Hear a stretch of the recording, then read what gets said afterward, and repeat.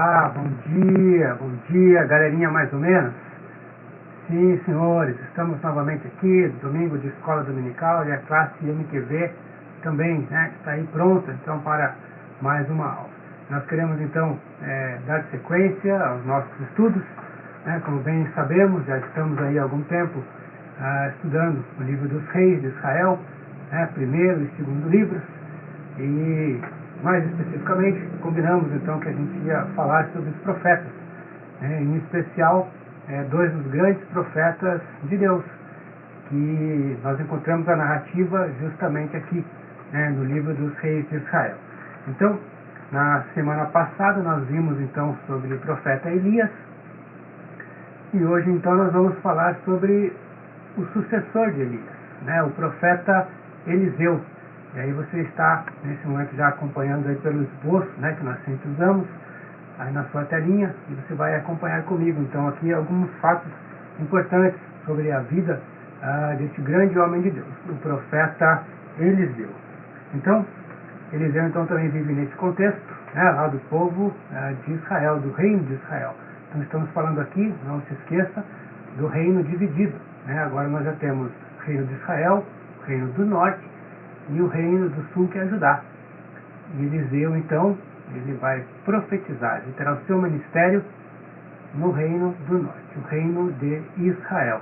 E ele é, então, o sucessor de Elias. Nós vimos na semana passada que foi o próprio Elias, né, que foi até Eliseu, e a mandado de Deus, né, Deus havia dito para que ele fosse atrás, então, né, de Eliseu. E ele vai então até onde Eliseu estava, onde ele morava, e ele vai então levar Eliseu, né, junto consigo, e Eliseu então passará a caminhar com o profeta Elias ainda nos últimos dias do seu ministério, e vai aprender então do Senhor com o profeta Elias. E nós vemos então, né, que o início então do ministério do profeta Eliseu é justamente quando Elias é elevado aos céus, né, pelo próprio Deus. Estavam juntos, né, Elias e Eliseu, quando um carro de fogo, né, envolve Elias e o leva então aos céus, né, num redemoinho. Então Eliseu presencia toda essa cena, né, e ele fica então, né, com o manto de Elias. Elias então, quando lá no passado o encontrou, né, encontrou Eliseu, ele lançou sobre Eliseu o seu manto, né, que significava então que desejava, né, que ele fosse seu sucessor, o seu servo. E isso então acontece, né? Elias, quando é elevado ao céu, Eliseu então vai ficar com o seu manto, né, e ele então dará sequência ao ministério de Elias, né, sendo Eliseu também chamado, levantado por Deus para profetizar ao reino de Israel. E uma das primeiras coisas que o profeta Eliseu faz, né, nós já encontramos ali mesmo no livro de 2 Reis, no capítulo 4, certo? E aí você já tem também ali na sua telinha, né, no capítulo 4, Eliseu e seu ministério com os necessitados. Então, alguns episódios aqui logo no início, né, do ministério de Eliseu. No primeiro momento aqui, nós vemos, né, o azeite da viúva. Eu vou ler aqui apenas um trecho aqui, que é o verso 6 do capítulo 4. Né, e nós já vamos ver o que aconteceu. Cheias as vasilhas, disse ela a um dos filhos, chega-me aqui mais uma vasilha. Mas ele respondeu, não há mais vasilha nenhuma. E o azeite parou. Então aqui o que estava acontecendo, né? A viúva, né, e os seus filhos, né, precisavam quitar uma dívida. Só que eles não tinham recursos, né, e os seus credores então queriam levar os seus filhos, né, como pagamento então pela dívida que ela tinha. E ela procura o profeta, e o profeta Eliseu então vai dizer, não, você vai encher, né, as vasilhas de azeite e busque tantas vasilhas quantas você achar, né, porque você vai encher essas vasilhas de azeite, e com essas vasilhas de azeite você vai vender, né, e você vai conseguir quitar a sua dívida. Esta mulher então creu aqui nas palavras de Eliseu, nas palavras do profeta, né, reuniu seus filhos, juntou as vasilhas necessárias, tudo que ela havia encontrado, E ela encheu todas essas vasilhas de azeite. E ela pôde, então, quitar a dívida que ela possuía. Então, vemos aqui Deus usando o profeta Eliseu para ajudar aqui, então, esta viúva e seus filhos, com esse problema muito grave, muito sério que ela tinha. Caso contrário, ela perderia, sim, os seus filhos. Nós vemos em seguida, ainda no capítulo 4, Eliseu e a mulher sunamita. Eliseu, no seu ministério, passava sempre ali pela casa dessa mulher, e ela sempre o acolhia. Ela sempre dava a ele, ela e o seu marido, que já tinha um pouco mais de idade, ajudavam sempre o profeta, sempre o recebiam, tanto o profeta quanto o seu servo, o seu companheiro Geazi. E isso aconteceu várias vezes. E o profeta Eliseu, então, desejava saber o que ele poderia fazer, então, para ajudar esta mulher, para ajudar este casal. E, então, o seu servo, Geazi, disse: ela deseja muito um filho, ela não tem.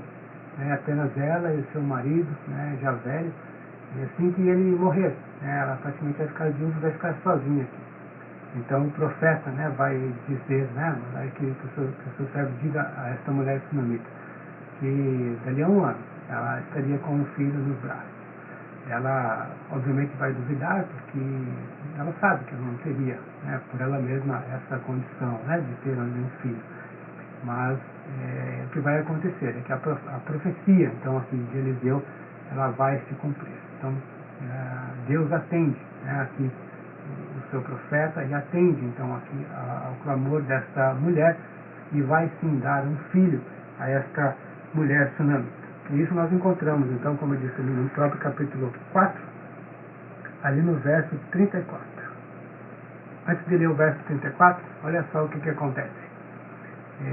Depois de um tempo, a mulher muito feliz, ela teve então ali o seu filho, mas esse filho vai adoecer e morrer. E o verso 34 vai dizer então o que o profeta faz acerca desta situação. Olha só: subiu à cama, deitou-se sobre o menino, e pondo a sua boca sobre a boca dele, os seus olhos sobre os seus olhos, e as suas mãos sobre as mãos dele, se estendeu sobre ele, e a carne do menino aqueceu. Então olha só, ela assim, como resposta da profecia de Deus, teve ali o seu filho. Tempos depois, o seu filho veio a adoecer e veio a morrer. E ela foi então procurar novamente o profeta. E esse texto que nós lemos, justamente o profeta, vai orar ao Senhor. E esse menino então será trazido de volta à vida.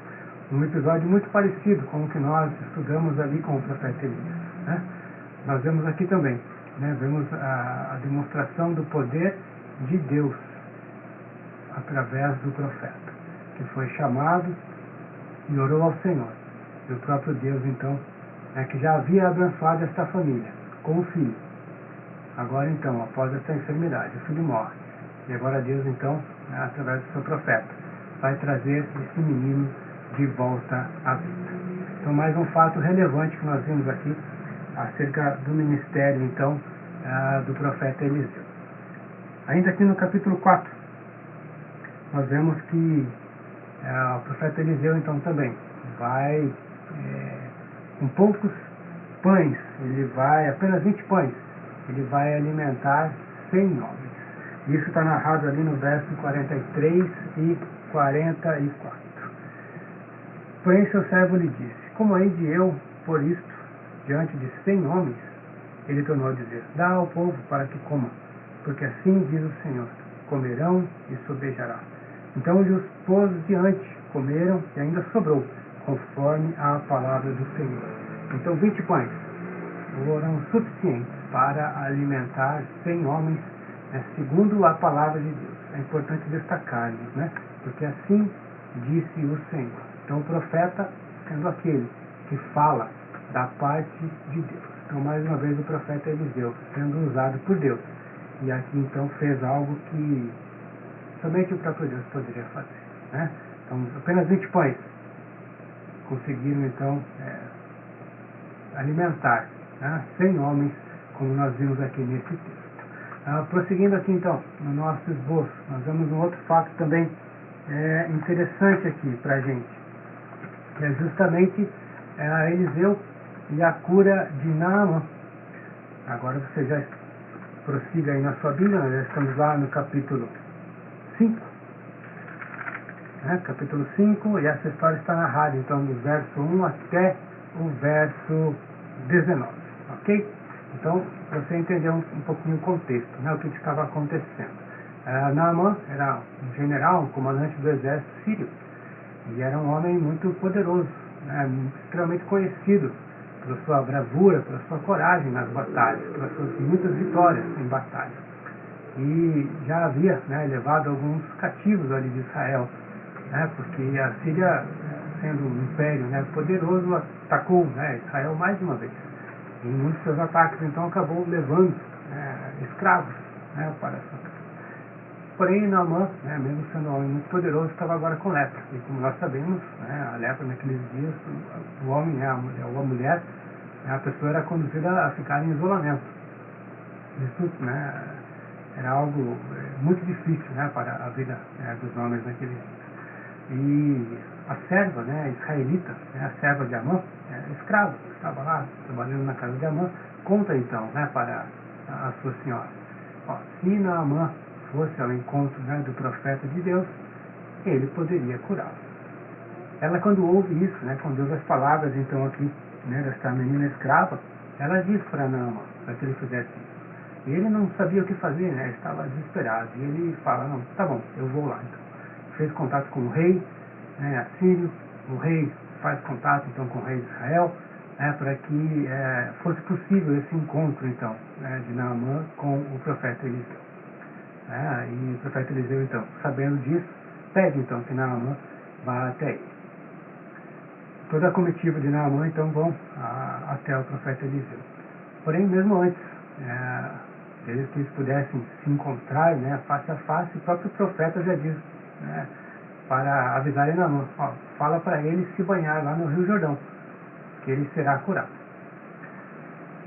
Quando Naamã recebe essa notícia e não é recebido por Eliseu, ele fica muito angustiado, muito chateado, porque ele sai lá da sua casa, imaginando que poderia ser curado por este homem de Deus, e não acontece nada, não é nem recebido. Mas aí os homens que estavam lá na comitiva de Naamã dizem para ele: você não tem nada perdendo, já damos até aqui, não custa nada, vamos lá, vá se banhar lá no Rio Jordão, como o profeta pediu que você fizesse. Então, Naamã vai até o Rio Jordão e faz exatamente conforme as orientações do profeta Eliseu. E Naamã então é curado. Isso nós vemos então, nós vamos ler aqui apenas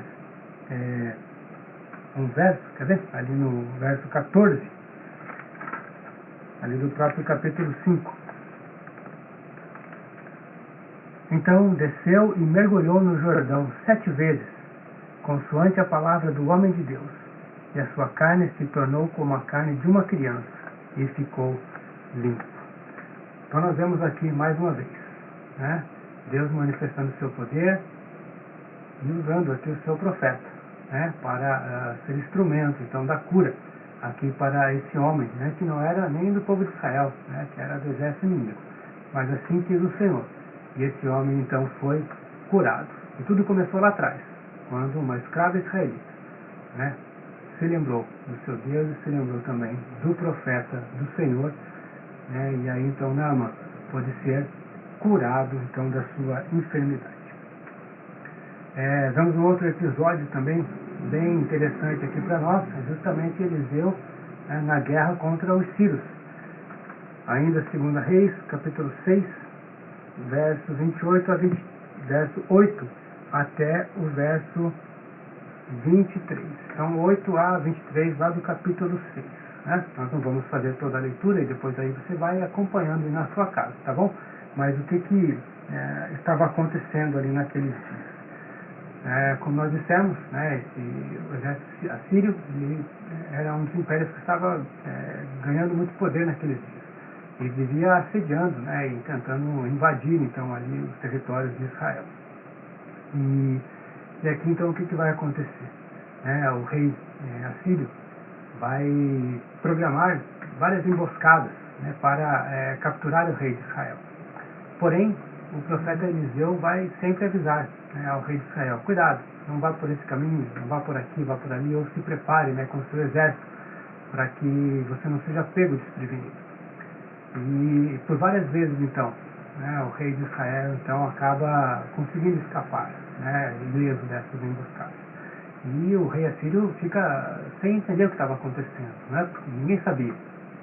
E não sabia explicar, né, o que estava acontecendo. Até que eles disseram para ele: olha, vá atrás do profeta, né, do profeta de Deus, porque certamente ele é que deve estar avisando.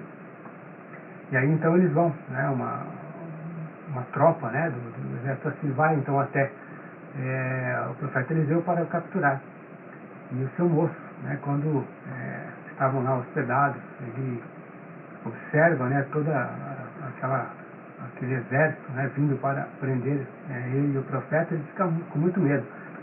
E aí o profeta Eliseu vai dizer: calma, calma, porque quem está do nosso lado é um exército ainda muito mais numeroso e poderoso do que esse que você está vendo aí. E ele então pede, né, que o Senhor abra os seus olhos, né, do seu moço, e ele consegue então enxergar, né, que o exército do Senhor estava protegendo, né, eles ali naquele momento, né, e portanto eles não precisavam temer. Logo em seguida, Eliseu então pede, né, que eles fiquem cegos. Então todo o exército, né, todos aqueles que estavam ali do exército assírio vão ser então ter seus olhos fechados. Eles vão ficar cegos, não vão enxergar nada. E aí o profeta Eliseu então vai convencê-los a acompanhar, né, até Samaria. E eles então, que estavam cegos, vão caminhar até uma outra cidade, até Samaria, que era a capital ali do reino de Israel. E eles vão então até a presença do rei. Chegando lá, o rei pensa: puxa vida, agora então é a minha vez, vamos matar todos esses do exército inimigo que estão aqui. E o profeta Eliseu não deixa. Diz: não, pelo contrário, você vai aqui servi-los enquanto eles estiverem aqui. Você vai preparar um banquete a esses homens. Eles voltarão a enxergar e vão então participar, juntamente com o rei de Israel, de um grande banquete. E em seguida então serão liberados e poderão então retornar lá para o seu território. E haverá então agora, né, temporariamente aqui um período de paz. Né? O rei assírio vai desistir temporariamente de tentar capturar então o rei de Israel. Vejamos o verso 23, então, só para você ver então de onde nós tiramos aqui esse relato. Verso 23 do capítulo 6. Ofereceu-lhes o rei grande banquete, e comeram e beberam. Despediu-os e foram para seu senhor. E da parte da Síria não houve mais investidas na terra de Israel. Então, temporariamente, né, nós vemos que teremos aqui então paz, né, um período de paz aqui. Então nós vemos que Deus, né, através do seu profeta, transforma o mal em bem.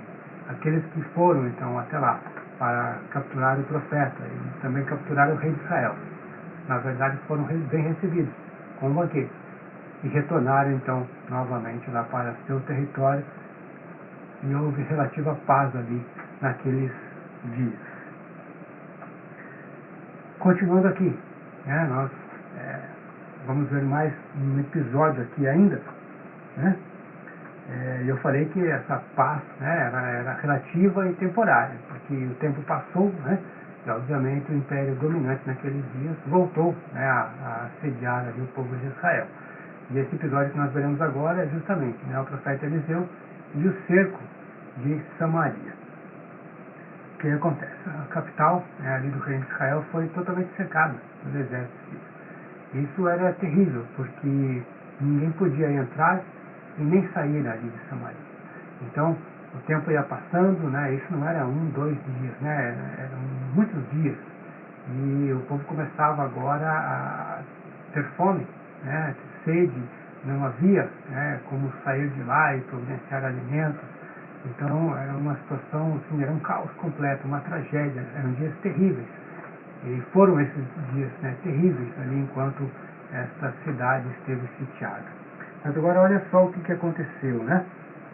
todo esse episódio está narrado ali no capítulo 6, desde o verso 24 até o capítulo 7, verso 15.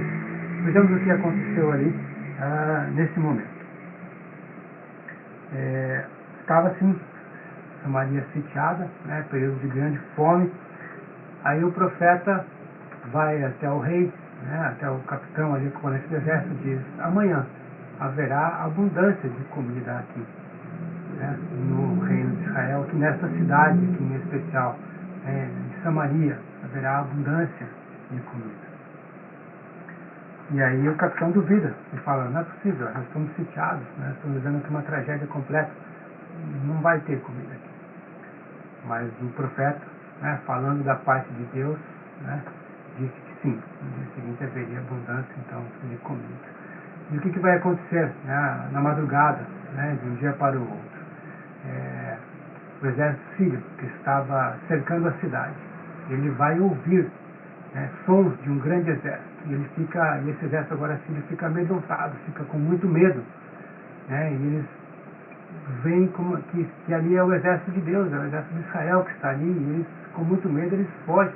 Eles abandonam tudo que tinha ali no cerco, todas as suas coisas, armamentos, mantimentos, tudo que eles tinham ali no seu acampamento, e eles fogem então sem nada. E havia 2 leprosos que estavam ali na porta da cidade, e eles vão até lá e percebem que não havia mais ninguém no acampamento. E eles correm então para contar isso para o rei de Israel, e a profecia então vai se cumprir, porque aí o povo, então o rei, o exército, ao ver que não havia mais o cerco, eles vão até lá onde estavam então os sírios e vão pegar tudo aquilo que eles haviam deixado. Comida, sim, fartura, também armamento e muitas outras coisas. Então os espólios ali daquele exército serão agora do povo de Israel.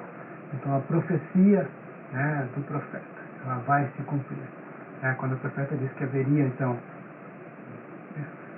fartura de mantimentos, logo no dia seguinte isso já vai se cumprir, segundo a palavra do Senhor, através então ali do profeta Eliseu. E por fim, profecia final e morte de Eliseu. Então já estamos lá no capítulo 13, versos 14 a 25. Há o registro então aqui da última profecia de Eliseu. E ele em seguida então vai morrer. Então, no verso 14 desse capítulo aí, capítulo 13, nós já veremos que Eliseu então já está enfermo, já com a idade avançada. E o rei de Israel vai até ele. E ele quer saber qual será o resultado da guerra contra os sírios. E Eliseu então vai pedir que ele pegue uma flecha e ele passe a lançar essas flechas pela janela. E o rei faz isso apenas por 3 vezes e não quer fazer mais. E aí Eliseu não se agradou, porque era para ele lançar tantas quantas o profeta desejasse que o fizesse. E logo em seguida, mesmo depois de ter lançado essas 3 flechas, Eliseu então vai morrer, e o rei então vai embora, e Eliseu então vai ser sepultado ali mesmo. O que vai acontecer? Tempos mais tarde, numa das batalhas, justamente o rei vai conseguir trazer de volta 3 cidades, de acordo com a profecia ali do profeta Eliseu. Ao lançar 3 flechas, foram as 3 vitórias então que o rei de Israel conquistaram. Portanto, por isso a indignação do profeta lá atrás. Por quê? Porque se mais flechas tivessem sido lançadas, conforme ele mesmo, o profeta, estava dizendo, outras cidades poderiam ter sido reconquistadas. Então, nós vemos que a última profecia se cumpre. 3 cidades são trazidas de volta para o reino de Israel. E o profeta então vai morrer. Vejamos apenas um verso assim, então, desse trecho, assim como temos feito, contamos aqui os fatos e lemos um verso bíblico. Verso 20 do capítulo 13. Morreu Eliseu e o sepultaram. É o início aí do verso 20. Então, logo após ele ter então falado aqui a sua última profecia. Então nós vimos aqui, mesmo que rapidamente, alguns fatos relevantes sobre esse profeta, sucessor de Elias, o profeta Eliseu, um homem de Deus, que falou da parte do Senhor e realizou também grandes feitos. Sempre, nós não podemos esquecer, tudo que o profeta fez foi porque ele foi chamado e ele foi capacitado e ele o fez da parte do Senhor. E tudo aquilo que ele falava da parte do Senhor. Os grandes feitos, aqueles milagres, o sobrenatural, tudo isso, porque ele era capacitado pelo próprio Deus. Tudo que o profeta fazia era pelo poder do próprio Deus. Então, Eliseu veio a morrer, mas foi um homem, um profeta do Senhor, que viveu o seu tempo, e foi de extrema importância para o povo de Israel. Em tudo que o profeta Eliseu fez, foi para que o próprio Deus, o Deus de Israel, Jeová, fosse exaltado, fosse glorificado, para que Israel soubesse que só há um Deus, que é o Deus de Israel, o Deus que chamou tanto o profeta Elias quanto o profeta Eliseu. E dessa forma, então, nós encerramos aqui a nossa aula de hoje e também o estudo, que nós falamos aqui sobre os profetas. Então, nós falamos em 2 aulas sobre 2 dos grandes profetas de Deus aqui no Velho Testamento e que falaram da parte de Deus, em especial para o reino de Israel, para o reino do norte. Na semana que vem, então, a gente vai continuar, só que aí vamos falar um pouquinho mais sobre os reis de Israel. Tá bom, gente? Então, um forte abraço a todos. Deus abençoe, tenham um ótimo domingo. Um grande abraço. Até mais.